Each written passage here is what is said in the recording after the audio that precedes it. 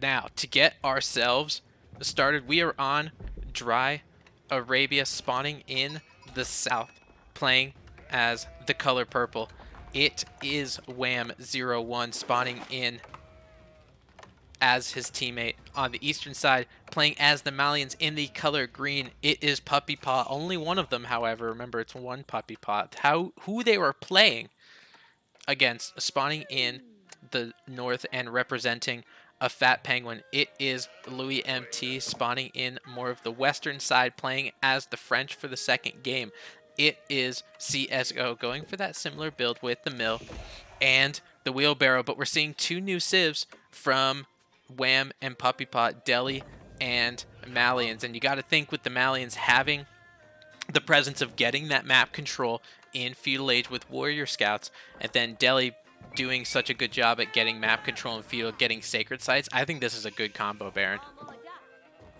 Especially with the sacred side spawn, like right, nice and easy in the middle. Sometimes you get them like leaning towards one side, and it can be awkward. But this is a decent spawn, and I don't know. I think feudal looks difficult to play out of for Louis and SCS. Of course, English, French, very classical civs, very easy to play with. But the warrior scouts are, well, they're no joke, Tim, to be honest. And they're just so fast. Like it's really hard for knights to be able to catch up and give them the punishment that they deserve. Yeah, However, absolutely. I mean, Warriors. I mean, there's a decent amount of good feudal age units, and most of them are obviously unique. With the Warrior Scouts coming in from the Mali that we will probably see from Puppy Paw, but two of the strongest as far as pound for pound feudal age units are the English Longbowmen and the French Royal Knights. So it's going to be very interesting just because Delhi doesn't have any of those unique feudal age units.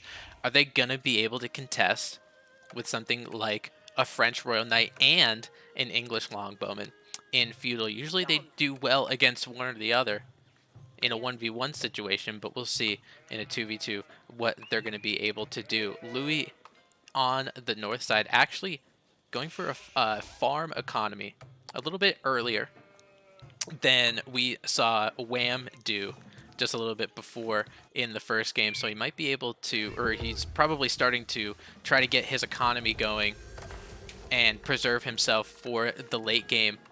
But now landmarks are coming up, which you can see on the left side of the screen because they used improved observer UI.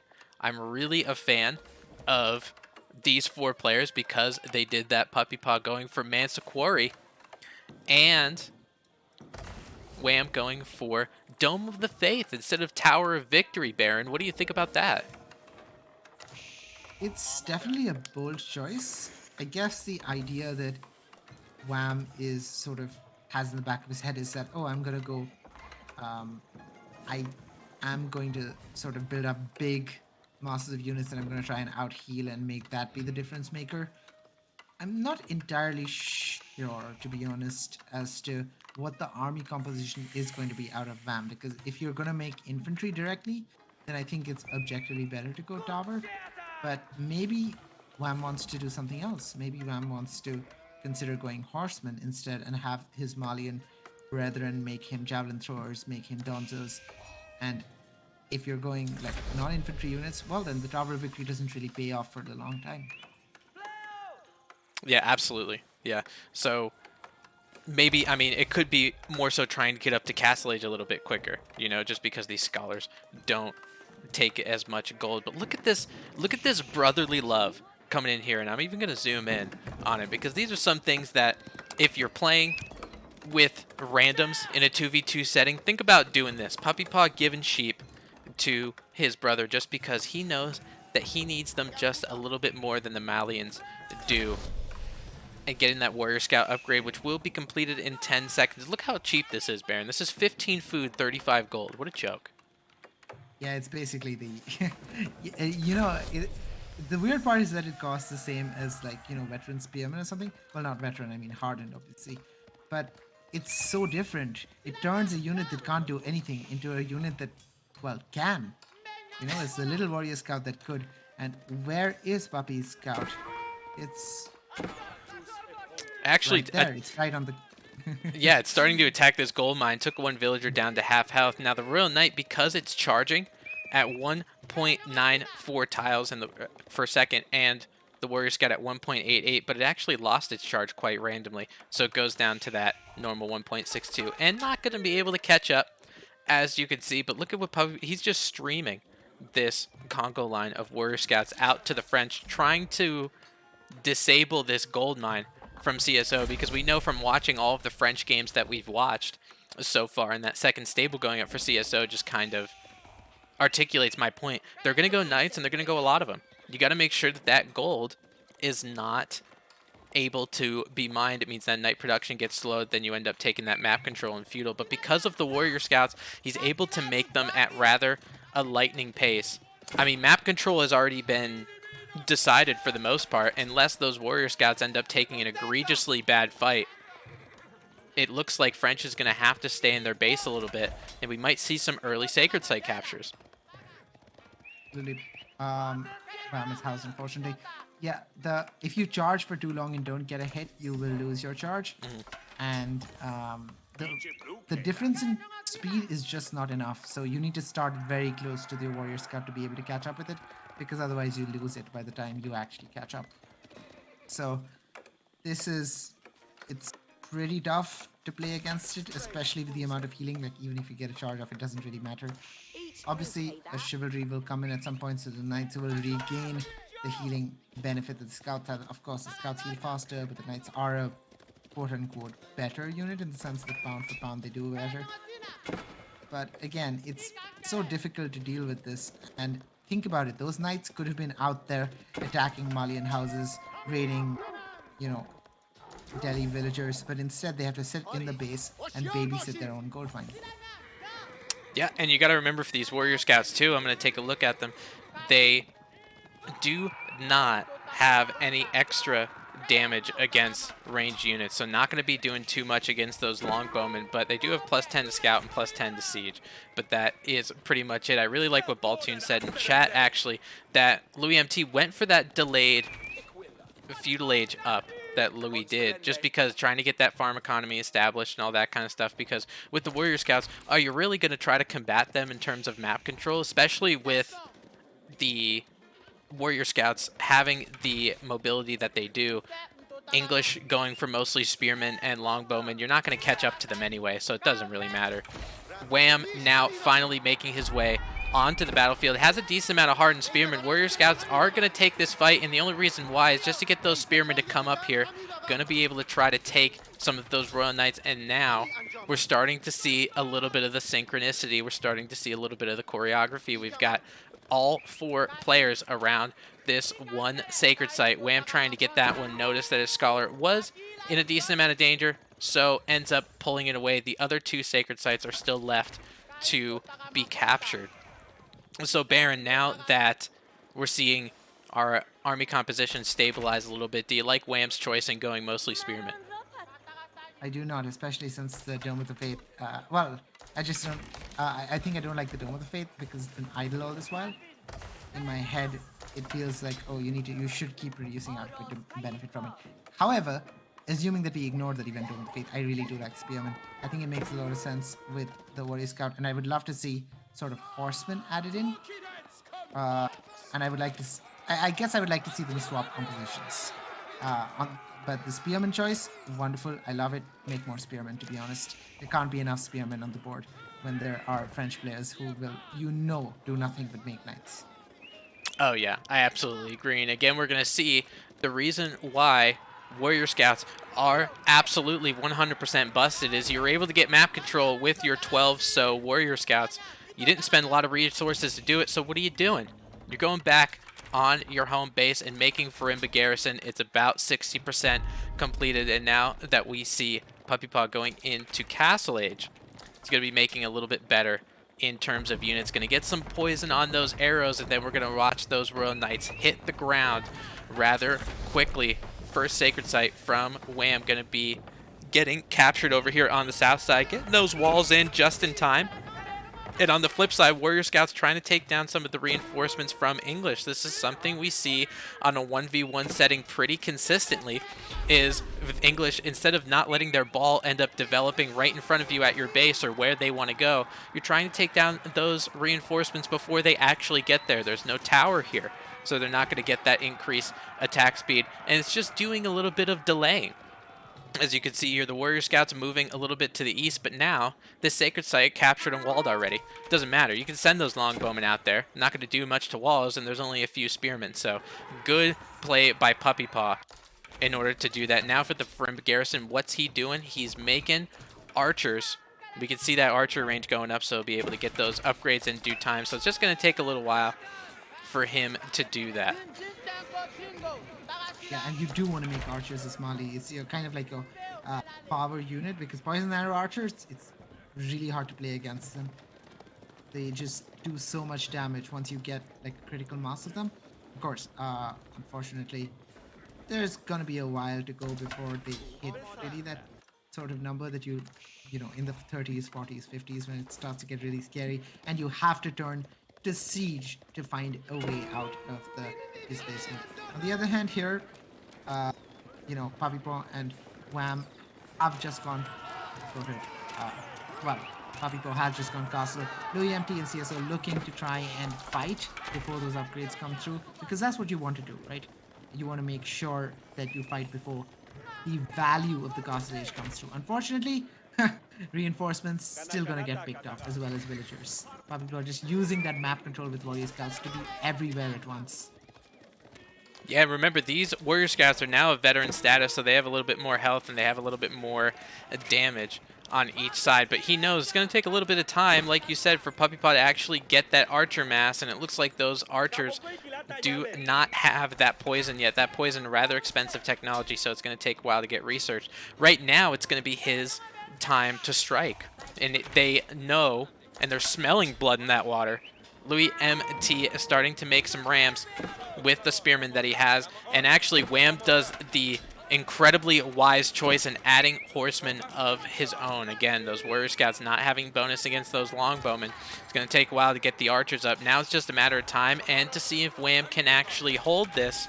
But because of how long it's going to take to build these rams and how long it's actually going to take the push to actually get started, I'm thinking Wham is going to be able to make the military that he needs to end up succeeding. And right now, military count for Puppy Paw and Wham a lot higher than Louis MT and CSO. It's at 105 to 67. So I think if they take a fight here, Baron, they're going to be in good shape.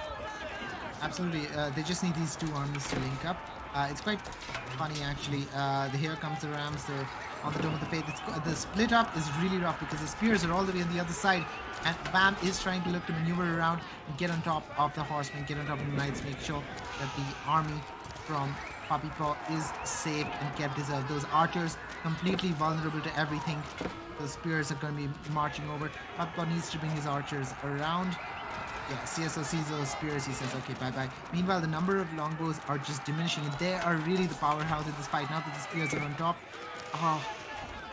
they're going to be just eating up the health of those Royal Knights and going to make it untenable to engage. And once they do, the Poison Archers, well, not the Poison Arrow Archers, but the Malian Veteran Archers really get into the fight. They're going to be able to eat every single unit in this lane of existence that Louis MT has forced upon him. There is nothing left. The Knights have just lost all of their potency because the numbers just aren't there anymore. And with Veteran Archers in +1, even they can kill that Knight. You just saw them shred through the HP at that point.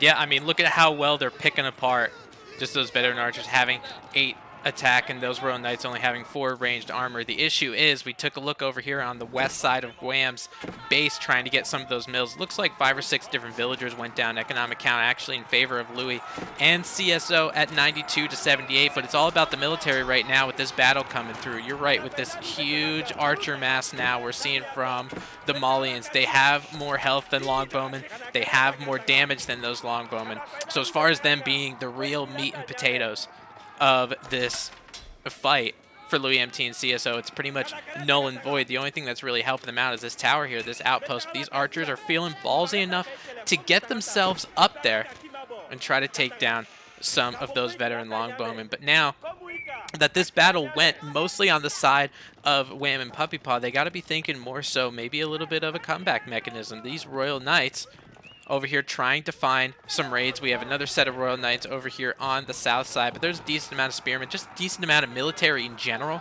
over here on the south side from Wham, so those Royal Knights are going to have to back up and get microed correctly. We have a lot of archers from Puppy Paw up here trying to take down a lot of these Royal Knights, and it looks like just based on their damage in general, they're able to hold their own, takes one knight down. CSO is moving around. He's got to keep his head on a swivel in multiple different directions because of where he's raiding. There's Royal Knights on the south side that are getting picked off by archers. Finally find Wham's woodline over here. Just a couple horsemen over here. Not going to be able to help him. He's going to have to back up all of these villagers having a little bit of idle time. For Wham right now, got about 800 food in the bank, got about 1,000 gold. Might be thinking about Castle Age at some point, but let me take a look at resources from their opponents from Fat Penguin. It looks like not a lot of resource collection from Louis, spending it all on units, but the CSO could have the potential to go to Castle Age if he wanted to, and he does with the Royal Institute all the way on the west side. So if these knights actually get into that pseudo-imperial variety, I think it could help them turn the tide in this battle, in this map control. Yes, absolutely. But I'm just trying to see over here. The thing is, all of these raids, sure, they may be like your way back into this game. They might be they are actually fulfilling the purpose of keeping the big army at home. Because if you think about it, these Puppy Paw archers should have been out there, should have been doing damage, should have been working away and committing the sins that Malian archers often do. However, they are fully upgraded now, and it's going to take a time for these Castle Age upgrades to come through. I am seeing a bug where I can't see the attackers of Athanasia, but let me assure you, it is 7+2, and the poison arrow does an additional 3. Yeah, which is, honestly, it's huge. The one player left to go into Castle Age is Louis Empty. We'll be going up with the King's Palace, and Wham actually going up with the Compounded Defender as usual. This Sacred Site is going to end up getting decapped unless Wham has something to do about it, those knights having to move up. They are of now veteran status, so maybe they'll be able to tank some of that archer mass just a little bit more. CSO trying to keep getting raids on all of this other side. You see all of this poison taking periodic damage, continuing to lose health at a decent amount, and it means that Chivalry just has to work that much harder and take that much longer to get one of those knights at full health, so that's huge. Now, with the middle of the map essentially continuing to be contested, especially this middle Sacred Site, I'm waiting for Delhi to try to get some keeps going. Maybe get a little bit of village fortresses. We see it clicked by Wham, going to be up in 5 minutes, because that's really going to help him in terms of an economic count against an English player who just added another town center. You need stone for keeps, and Wham has yet to begin his stone collection. These archer numbers, however, honestly, they're beginning to look really terrifying. 52 archers here and no sign of siege on either side. I think that if Puppy Paw did force an engagement right now, it would be really, really hard to bring any kind of victory against it, especially with those so to tank. On the other hand, Wham has decided that raiding is going to be the odd play. He just stands one lancer there. The King's Palace happily tolls his bell for eternity. And it's so annoying to have to hear that sound just constantly. Though I imagine Wham's raid is going to be more impactful than just on CSO's, well, Louis Empty's viewers. It forces things back. Another large raid coming in right from the right. CSO choosing to counter raid himself. It's actually gonna go through pretty comfortably. Raids just all around the map, to be honest. And yep, lots of villagers gonna be going down for Puppy Paw. Puppy Paw actually has this entire gold a little bit undefended. His army, but CSO does decide. Oh, well, it actually might be a little bit too late. His knights just getting caught in the middle, and that's actually huge, because those archers are two-shotting knights. Just look at the damage they're doing. And it's especially the poison. Right, the poison, even if you get some Royal Knight down to like 30 health or something like that, it just ends up being poisoned and taken down, so that's a lot going on. Wham being in basically 6 different places at once and raiding all of these different angles. He took a lot of these villagers down. There were Lancers over here in this direction, but on the north by the King's Palace, using a lot of idle time. King's Palace, you're right with that ring-a-ding-ding. One of the things that everybody, especially me, hates about English, and the reason why they're 1-star difficulty is as soon as anyone's near your base, they just ring the loudest bell in the universe, and you're going to end up pulling some of those troops around just in case you forgot. But more Lancer raids over here on the west side. That's where Wham is just sending most of his army. He does have a decent amount of spearmen and a decent amount of archers over in the back. We have a Wololo near his hometown center, another CSO raid. A lot of HP on these Redovan Royal Knights. They are of the pseudo-imperial variety, and you're going to need a decent amount of the Castle Age Lancers in order to take them down. Right now, Puppy Paw pushing in essentially by himself. He has the military mass of what feels like 2 people. A lot of sofas of the veteran variety. They do have their armor imported from God knows where.